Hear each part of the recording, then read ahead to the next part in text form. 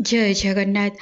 जगतरनाथ जगन्नाथଙ୍କ ଅପାର କରୁଣା ଓ ଆପଣମାନଙ୍କର ଆଶୀର୍ବାଦ ତା ସହିତ ଆପଣମାନଙ୍କର ଭକ୍ତିପୂତ କଥା ଶୁଣିବାକୁ ଯେଉଁ ଆଗ୍ରହ, ଭାବଭକ୍ତି ଭରା ଭକ୍ତିର ସମୃଦ୍ଧ ସିନ୍ଧୁ ଚ୍ୟାନେଲଟି 1000 ସବସ୍କ୍ରାଇବର ପରିପୂର୍ଣ୍ଣ ହୋଇଛି।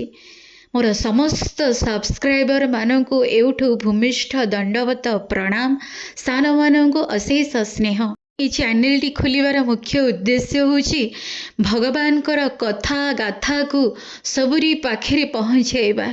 ଯତ୍କିଞ୍ଚିତ ଭଗବାନ ଯାହା ଆମକୁ ଶୁଣେଇଛନ୍ତି, ଯାହା କିଛି ଆମକୁ ଆମେ କିଛି ତ ନୁହେଁ, ଆମେ ଅକିଞ୍ଚନ ମହାପାପୀ, ତଥାପି ବି ଯେତିକି ଭଗବାନଙ୍କର କୃପା ଉପଲବ୍ଧି ହେଉଛି ତାକୁ ଯଦି ଆମେ ସମସ୍ତଙ୍କ ଭିତରେ ବାଣ୍ଟିବା, ଭଗବାନଙ୍କ କଥା ଓ ଗାଥାକୁ ସବୁରି ଭିତରେ ବାଣ୍ଟିବା ଦ୍ୱାରା ବହୁ ପୁଣ୍ୟ ଲାଭ ହୋଇଥାଏ।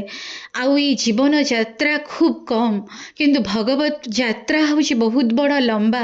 ଏତେ କମ୍ ସମୟ ଭିତରେ ଆମକୁ ଯେତିକି ଭଗବାନ ଦେଇଛନ୍ତି ଆୟୁଷ, ତାହା ଯଦି ଭଗବତ କାର୍ଯ୍ୟରେ ଲାଗିଗଲା, ଭଗବତ ମାର୍ଗ ଅନୁସରଣ କରି କାହାରି ଜୀବନ ଯଦି ସୁଧୁରିଗଲା, ତାଠାରୁ ପୁଣ୍ୟ କ'ଣ ଥାଏ? ଆପଣମାନଙ୍କୁ ବିନମ୍ର ଅନୁରୋଧ, ଭଗବାନଙ୍କର ନାମ ଆସ୍ୱାଦନ କରନ୍ତୁ, ଭଗବାନଙ୍କ ଉପରେ ଭରସା ରଖନ୍ତୁ। ନିଶ୍ଚୟ ଏ ସଂସାର ଜଞ୍ଜାଳ ଆପଣ ଉଧୁରି ଯିବେ। ଆଉ ଯେଉଁ ଭଗବତ ଯାତ୍ରା, ଆମର ଯେଉଁ ଲମ୍ବା ଯାତ୍ରା, ତା ବି ଅନୁକୂଳ ହୋଇଯିବ ମହାପ୍ରଭୁଙ୍କର ମହାକୃପା ହେବା ସହିତ। ଆପଣମାନଙ୍କର ଭଲ ପାଇବା ଆଶୀର୍ବାଦ ହେଲେ ଭାବ ଭକ୍ତି ଭରା ଏଇ ଯେଉଁ ଭକ୍ତିର ସମୃଦ୍ଧ ସିନ୍ଧୁ ଚ୍ୟାନେଲଟି ମଧ୍ୟ ଗ୍ରୋ କରିବ। ଆଉ ଘରେ ଘରେ, ପ୍ରତ୍ୟେକ ଘରେ ଘରେ ଭକ୍ତିର କୌଣସି ନା କୌଣସି ହୃଦୟରେ ଭକ୍ତିର ବାସ୍ନା ଆପଣମାନେ ଅନୁଭବ କରିପାରିବେ।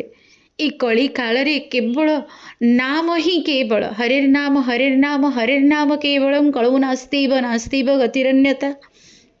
ଭଗବାନଙ୍କ ନାମକୁ ଛାଡ଼ିଦେଲେ ଆଉ କୌଣସି ବି ମାର୍ଗରେ ଆମେ ଉଧୁରି ପାରିବା ନାହିଁ।